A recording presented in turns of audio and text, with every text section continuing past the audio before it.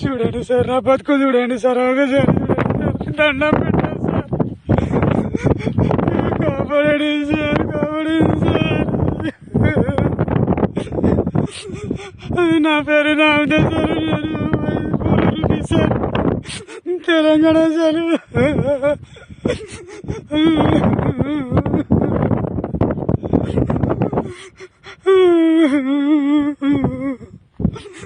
మా ఓనర్ చాలా చిత్రహింసలు పెడుతుండేది సార్, నేను తట్టుకోపోలేను సార్, నేను బతకలేను సార్.